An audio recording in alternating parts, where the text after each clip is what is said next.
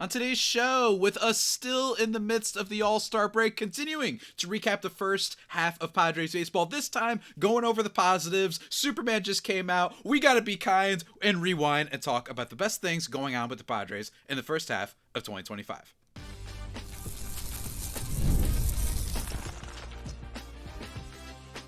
You are Locked On Padres, your daily San Diego Padres podcast. Part of the Locked On Podcast Network, your team every day.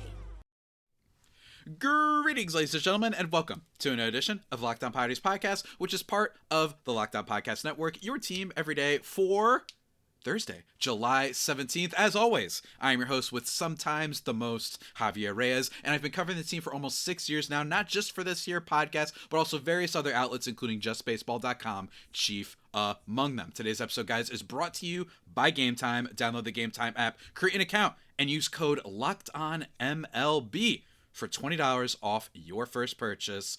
Go on and check that out. And also, be sure to check me out on socials at Javipeno on Twitter/X and Blue Sky, JAVIIPENO, with any questions, comments, or concerns you might have. Today's show, guys, we are breaking down the 5 best things, the best developments, the best. See, I don't always like calling stuff things.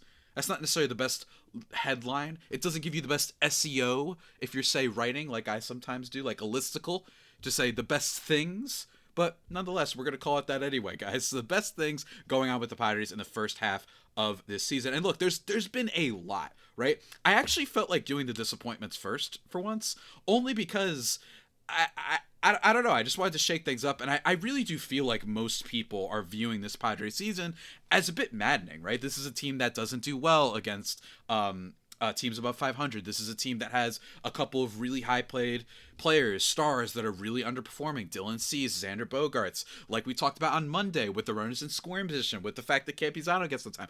There's a bunch of that. Go check that out if you want. But today we're looking at the positive, and I want to start with, on the pitching side of things, the 4 Horsemen.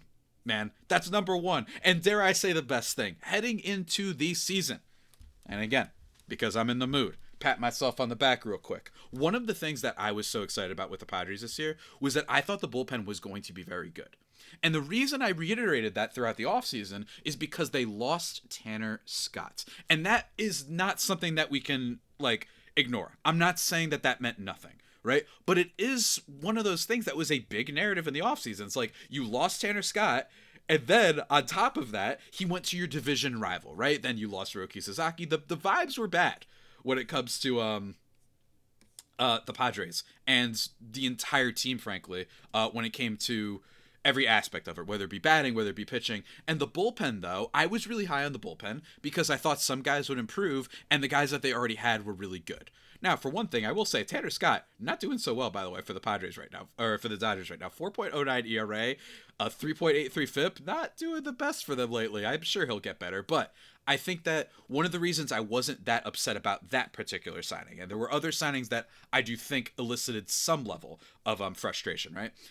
Tanner Scott didn't upset me because the Padres had so many guys already. You had Brian Hoeing that you still got from the trade. You had Jason Adam from the trade. And then you still had Estrada. I believed, and we talked about him yesterday, that Yuki Matsui could be better. But in general, this bullpen has been phenomenal, and that is because of the sensational performances by the 4 Horsemen, as coined by Mr. Mike Schill. And I agree with him 100%. And on top of the 4 Horsemen, you've also gotten some value out of some other guys, right? Like David Morgan has been a guy that's come up for the Padres and shown a lot of electric stuff, throwing really hard. We'll see how much he keeps. He's still new, but there's some potential there. You've got Sean Reynolds that's got some potential. Alec Jacob that's got some potential, right? You've got some decent low-leverage guys. I think if one of these starters don't work out, you could put them in the bullpen. But the 4 Horsemen this year have been unbelievable. Morejon, until right before the All-Star break, hadn't given up in a run in like 27 innings. Robert Suarez leads the league in saves. And then you've got Jeremiah Estrada, who's just a beast to watch, frankly. Jeremiah Estrada is like one of the more fun relievers in the game because he gets so jazzed. I love his passion. I talked about this when Hiroki Sasaki signed. He unfollowed him on Instagram. Kind of petty, whatever, but I like the pettiness. I like that. That told me this man bleeds yellow Padres aura, and he has a 33.5% strikeout rate. He's unbelievable, right? And he's a guy that's under control. A gem of a find by AJ Preller. And Jason Adam, is another guy who, if you go by win probability added, WPA, he was one of the best in all of baseball. So shouts to them. In general, though, the Padres bullpen this year, they are second in Major League Baseball, next to only the Giants at ERA. They are third in FIP, and they're tied for second in FWAR with Houston and trailing Minnesota for the top spot there, which speaks to how much they've been utilized, for one, which is a lot, right? This is a bullpen that has been really asked to do a lot, and the fact that they are succeeding is huge. The 2023 team, bullpen also was something that they asked a lot out of them, right? Especially with Josh Hader, and they didn't really perform. And they especially didn't perform as the season went on. But this year, this bullpen keeps producing. So that's part of why they're up there wins above replacement. And also because they've been so damn clutch, right? Before we headed into the break, the Padres had won like 11 straight, I think it was, games, or 10 straight games by getting a save or a walk-off hit, right? This bullpen has been the absolute strength of this team. I saw it coming to a degree, maybe not to this degree. I didn't think they would necessarily be this unbelievable, but they absolutely have been. And it's why the Padres are still a playoff team, and a team that I think other teams would fear if they played them in the playoffs. If the Padres could just sneak in there, you don't want to go up against this pen. You don't want to go up against a Michael King, maybe a healthy Yu Darvish, actually teams do want to go up against Dylan Cease, or Nick Pivetta, right? Like, they've got a rotation, and then if things shake the right way, if they just get a new left fielder, and then you have those stars at the top of the lineup that we talk about so much, this team could be dangerous. So shout out to the bullpen. By far the best thing, in my opinion, that I've seen so far from the 2025 Padres. But folks, that ain't all. That ain't all. We gotta talk about a certain pitcher that I just name dropped in the middle of my rant about the bullpen, and that's nasty Nicky P. Pivetta. Oh my gosh. Dare I say, the best transaction of the offseason. It's close, but let me tell you guys, Nick Pivetta has been just that good, and we're going to talk about how and why in just a second. But first, a word from our sponsors. And that sponsor is the one that you heard at the top of this here show, and that is our friends over at the legendary, the sensational Game Time, folks. We've all been there, logging on early and waiting forever for concert tickets to go on sale. Only lose your spot for a show you've been dying to see for months, for years. Whatever it is, live music should be about making memories, not dealing with the stress of ticket shopping, and that's where Game Time comes in. Game Time makes getting tickets to concerts easier and faster than ever. Prices actually drop as it gets closer to game time, or showtime, I should say in this case. But, you know, that's the name of their company, so there we go. And you can save up to 60% off with their killer last-minute deal. 60%, guys, this is not a joke. And if you're tired of endless scrolling to find the best deal, Game Time's Zone Deals pick the best seats in your section for you, give you a bit of a discount. If you want to see what the seats look like, they give you a panoramic sort of view before you buy them. And again, it's just really cool. No hidden fees. The prices go down closer you get. It's awesome. And the Game Time guarantee has your back with cancellation protection and more. So take the guesswork out of buying concert and show tickets with Game Time. Download the Game Time app, create an account, and use code LOCKEDONMLB for $20 off your first purchase. Terms apply, but again, create an account and redeem code LOCKEDONMLB for $20 off. Download the Game Time app today. Last minute tickets, lowest prices, guaranteed with Game Time.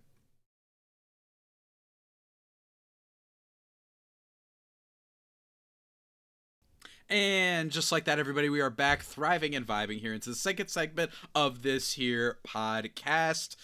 What a good day. What a good day, everybody. It's also a good day to always reach out to me on Twitter/X and Blue Sky at Javipeno, JAVIIPENO. Hope you all are doing great on this Thursday morning, afternoon, night, whatever it is. Hope you're doing great. Let's talk about more of the top 5 best things going for the Padres in the first half of 2025. Second is Mr. Nick Pivetta. And look at here's the thing. I could argue he'd be number one. The reason I don't think he's like my number one favorite thing that's happened so far is because to a degree it was expected, and to a degree I do expect some regression in the second half. But even if that were to happen, that doesn't take away from his overall value to this team, and especially what he's done in the first half. In the first half so far, he is 13th among all Major League pitchers in wins above replacement. He is 18th in ERA and 10th in strikeout rate. Man, that's awesome, right? And to consider this. When did the Padres get Nick Pivetta, folks? They got him at the end of the offseason when everyone's freaking out, and they got him for nothing. Now, here's the thing. It's a complicated contract, right? But he's only getting paid $2.5 million this year. Then it's $20 million. Then he can opt out. right? And then it becomes a little bit more interesting. We'll see what happens next year. But even though the price does go up next year, it's still a great deal because with the way he's pitched this year, he's absolutely worth $20 million. And here, I did mention that I do think some things can regress because he has been a player that has given up some really hard hit balls before. And his pull rate isn't great. Like, people can absolutely hit his curveball, especially sometimes. But that sweeper carries a 40% whiff rate. This guy is awesome. And I love watching him pitch. He's got like a dog mentality. Like, when he gets the strikeouts, you see him get pumped. You see him get upset when certain things are happening, right? You saw when it looked like he might have been tipping pitches or whatever it was. You saw when he's just pitching with the pouring rain at Yankee Stadium, or I think it was Yankee Stadium, but for some reason they didn't like pause the game. That was weird. But Nick Pivetta, considering what the Padres fan base was through, right? You lost out on Roki Sasaki. You didn't have many pitching prospects. You gave them up for bullpen pieces to make a run last year. Considering that you knew Yu Darvish was hurt. Considering that you knew Joe Musgrove was hurt. For Nick Pivetta to come out and have by far the best start to his season of his career thus far is amazing. I just needed him to be a decent 4. Right? That's what we need him to be. If he's your 4, you've got one of the best rotations in baseball. Right now, he's been the 2 for the Padres in a lot of ways, right? But if Michael King comes back and Yu Darvish gets healthier as the season goes along, the signing of Nick Pivetta is only going to be better for the Padres in the second half, because you're just going to look at this depth of this rotation and be like, this is awesome. I mean, we have a guy that we can kind of feel pretty good about at least 4 of the 5 rotation spots. And Cease is, we're doing some wishful thinking that Cease will just be normal for the second half of the season. But I think it's also considering the constraints the Padres had for him to be this good. And this is why I was so amped about him for my everydayers who know back in the offseason. This is why I was so amped they added him, because he's just solid and he carries strikeout upside. He's going to have some games, right? You've seen it in the past where he can be bad, right? But you've also seen in the past, like the game against the Braves last year with the Red Sox, when he goes 7 and strikes out 12 or whatever it was. And this year, he's had so many gems, man, against some good teams too. So shouts to Nick Pivetta. Love him very much. Has been awesome. Might have been one of those guys that also should have been given the spot over Jacob Mizraski of the Valkyrie Brewers. The Miz stole so many pitchers a spot in the All-Star game. So I don't know about you guys. I'm taking credit for my bold prediction. He was an All-Star. He basically was close enough. But anyway, moving on though to the third item on our list. And that is when it has to do with offense. Folks, let's talk about offense. Let's talk about position players, folks, because let me tell you, Gavin friggin' Sheets, man. We've talked about him a lot. I think when I first did a coolest things so far, I probably talked about him, but this is a feller whose highest WRC plus mark was in 2021 when he had a 123. Right? And he did pretty okay there. But he was so bad defensively. He didn't play a lot of games, only 54 with the White Sox. So far in 92 games, our guy, Gavin Sheets, is slashing 265 with a 324 on base and a 451 slugging. He's got a 119 WRC plus, and by the way, might be getting a little bit unlucky. His weighted on base is 335. His expected is 364. Now, here's the thing with Gavin Sheets. This guy was a negative player. And I think what happened with Gavin Sheets is twofold. Number one, he left and went to a real organization in the Padres. The White Sox, everything is bad over there. They have an owner that doesn't care. All sort of things, right? He moves to come over to this team, and instead they say, you know what? Maybe they tinker with some things, and maybe they say you're not going to have to play left field. You could just focus on hitting, and clearly that is the right role for him. And he has been excellent for this team. During stretches in which the Padres have gotten no offense, Gavin Sheets has always been there. Like, genuinely, he has at times been the guy that has shown up the most. In high leverage situations this year, he has a 147 WRC plus. That is excellent. With men in scoring position, he has a 128 WRC plus. He has literally been better in the clutch. One of the most clutch players on the entire Padres roster. Wild, right? And who would have thunk it for a guy that got DFA'd, they claimed off waivers for nothing, and now he could be a very real piece for this team. He does have some deficiencies. He's not as good against lefties, right? That has always been his thing. He can sit against lefties sometimes. I get it. It's not the best, right? But in terms of this year, 96 WRC plus against lefties, that's not killing you, right? And then 128 against righties, that's not killing you, if that's what it takes, right? Like, and it's actually gotten to the point where I think they're starting to just sit him in general more. In his career, heading into this year, you'd have like a 52 WRC plus against lefties, probably lower, right? I'm just so impressed with this guy. Yes, he sells out for power. Yes, he's going to strike out a lot. but it's worth it. That's what a player like him does. He hits for power, and he's got a whole lot of RBIs, 50 on the team thus far with 14 home runs. Couldn't be happier. Hopefully he keeps it up in the second half. Love you, Mr. Dairy Bonds. That's another thing. Best damn nickname ever, man. I mean, come on. That's amazing. That's just good stuff. How can you complain about that? How can you complain? So good stuff for Gavin Sheets. Very, very exciting stuff indeed. But folks, that's not it. No. We've got two more things. We've talked about the bullpen. We've talked about Nick Pivetta, and we've talked about Gavin Sheets. Now we got to talk about the last two things that have been the most exciting developments, in my opinion. The best, they're not even surprises, but they're just really cool things with the Padres in 2025. And can you guess what the next one is? It's kind of obvious, folks. And that is one Sir Manny friggin' Machado, who at the time of this game hopefully had a great All-Star game. I'm actually watching. I was watching the game. He actually struck out with the abs system. I don't know if you guys were watching the All-Star game, like Dave Roberts and, yeah, I know, a little bit of a Dodger moment, right? Joe Davis tells Cal Raleigh, hey, you should challenge that. And then they challenge it. Just happens to be a Padres player. Whatever. But if you guys were watching that, starting third baseman for the National League, some Padres fans get upset. They said he always should have been one of the starters. Well, I don't think that that's entirely true. And just because you weren't the starter doesn't mean you're not better than the player who was the starter, right? Francisco Lindor is better than like every shortstop that has started the All-Star game, with the exception of this year, for a few years now. But nonetheless, we're going to talk about Manny Machado and just gush about him for a little bit, because that's our man. But first, got to take a break to talk about one of our sponsors.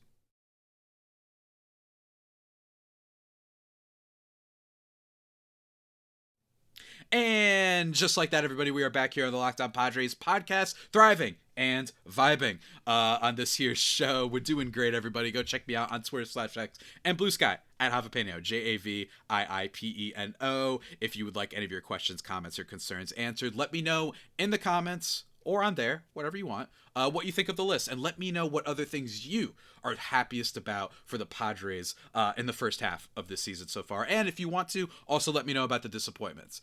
And if you want to let me know about future topics on the show you can also do that too. But let's refocus. We're talking about Manny Machado. The reason why I put Manny Machado here is because as a rule of thumb, it is always going to be a big deal for me and really cool whenever you have an older player that's still got it, right? And don't get me wrong, Manny Machado isn't impossibly old. But we did see last year and over the past few years some developments, right? We saw that he was swinging at more pitches and he was not necessarily walking less, right? His walk rate is still pretty good. He's not necessarily striking out more, right? He's still a 16.9% strikeout rate guy this year, right? But last year you saw a little bit, right? You saw that in 2022, 20% strikeout rate, then 18, then 19. And you're like, okay, this could be a problem considering that he does chase some pitches outside the zone. Right? Like, that is a fair thing to bring up with Manny Machado, because when you see that combination, you say, well, with age, is that going to get any better? And he still chases a lot. 30.1% chase rate. That is in the 34th percentile of all major league players. And his walk rate isn't incredible, although not bad. He's in the middle of the pack.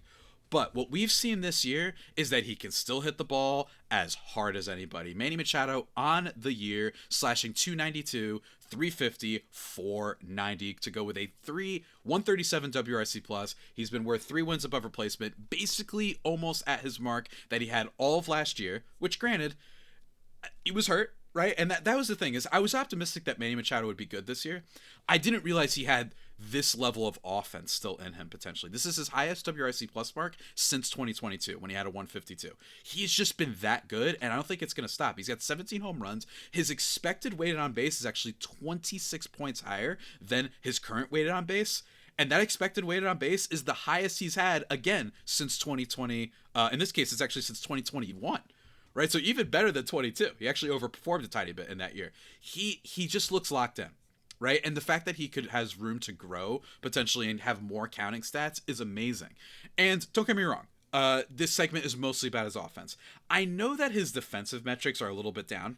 They've been down for a few seasons, or I should say have shown that they can vacillate a little bit, but his defensive metrics are also not quite bad. -1 outs above average. That's not impossible to salvage. And he's got +1 defensive run saved. It's not as good as last year, but last year he was 0 outs above average, right? And the year before that, he was 12 outs above average. This could be just a case of being a little bit older, so he's not going to be an aggressively super plus defender, but he's still a guy that you're very comfortable manning third base. He's made a lot of highlight-worthy plays. He had that catch over the weekend against the Phillies in foul territory. He snares balls from his knees. He, is riding in, and he's still got the great arm strength, right? So I wouldn't be surprised if this is one of those things where Manny Machado's defense is just being a little bit, let's just watch the games and not look at the advanced metrics. But regardless, his bat has just been freaking incredible, man. And again, I didn't know if he necessarily had this. Rising strikeout rate. He chases pitches. He is now an astoundingly 33 years old. You know what I mean? And I'm just used to guys in baseball with some of these trends fall off a bit. I didn't think he would be bad. Let me be clear. I talked about this heading into the season. You guys could go look at my player previews. But if I had to guess, I would have been like, maybe he's just a 118, 120 WRC plus guy. Maybe a 3-4 win player, right? Maybe like a 4-win player max. Not the case. This guy could be a 6-win player by the end of the year. He could be not an MVP, because there's just a lot of crazy players in baseball. Shohei Ohtani, Pete Armstrong is going crazy with the defense, making highlight-worthy catches every single day. But Manny Machado has been a captain of this team, and has, because of this, for the time being, we just have to trust that the only reason last year he was struggling was just because of that surgery, and he was coming off it, and now he's great. Love it. I mean, he's just consistent. Knowing that you have a guy like this who's been worth every dollar, every cent, every penny of his contract is amazing. And he's our guy, and he reached 2,000 hits. He's the all-time Padres home run leader. Probably a first ballot Hall of Famer. And next week, we're going to talk about, there was a segment on Chris Rose's podcast for baseball fans that know, talking about Harper, Machado, and who was it, Trout? And talking about like who will be remembered the fondest. I'm going to talk about that next week, because I actually think, depending on the question, I actually think Manny could supersede those other two. But it's going to be close. But we'll talk about that next week, guys. Let's move on now to the last thing, an unexpected thing for my biggest joys of the 2025 season. We've got a lot of them so far, but for me, it is specifically Fernando Tatis Jr.'s defense. Now, I know what you might be thinking, but Javi, this is a Platinum Glove defender.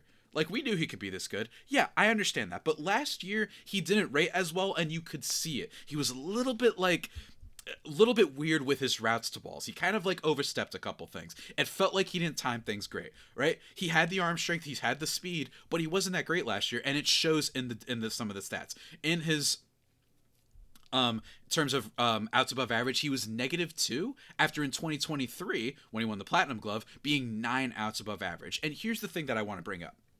I don't think this is the best thing of the first half of my 5, but I don't think defense is a guarantee. And I really want to talk about this more, because there are guys that put together incredible defensive seasons that we just assume that gives them a floor.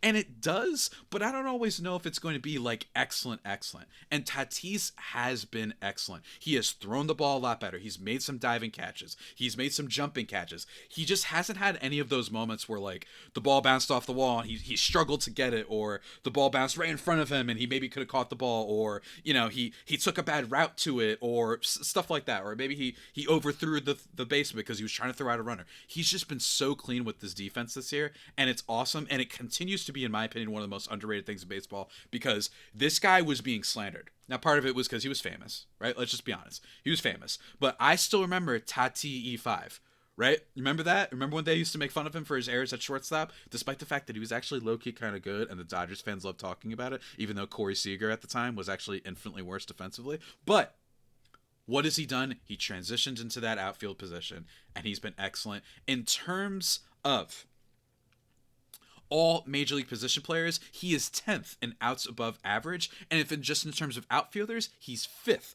among all defenders. So this is my thing. I don't think defense is a guarantee. There are guys that slip off in the defensive department when people don't realize, right? That just is something that can happen. Right? Cal Raleigh a little bit this year. He's slipped a little bit, and he's more than making up with it with the bat, don't get me wrong. But sometimes defense isn't a guarantee. He has fully pretty much gone back to what he was in 2023. Fifth in terms of all outfielders and outs above average, and he's fifth among all players in defensive runs saved and third among outfielders. He's been that good, with the exception of your Pete Crow Armstrongs, right? A player that Tatis I think is better than offensively. I just look at this and say, this dude is a stud. And that's why he's got 4 wins above replacement, higher than Manny Machado and higher than a lot of other players that, like my buddy Miller Thomas said yesterday, maybe should have been in the All-Star game above him. That is why he is currently, he's 6 in wins above replacement. I didn't realize that. I thought he was like 10th. Huh. How about that? Shohei Ohtani, Bobby Wood Jr., Pete Crow Armstrong, Cal Raleigh, and Aaron Judge, the only ones ahead of him. Shout out Tatis, man. And if that bat wakes up, which it started showing signs of towards the end before we got to the All-Star break, that MVP season is still within reach. I don't think it's impossible to catch up to Pete Crow Armstrong, because in my opinion, I don't know how a guy who only walks 4% of the time wins the MVP. And then you have Shohei Ohtani, who is a demigod, unfortunately, and he is going to pitch a little bit, but we'll see. It's not impossible that Tatis wins it. It could absolutely happen.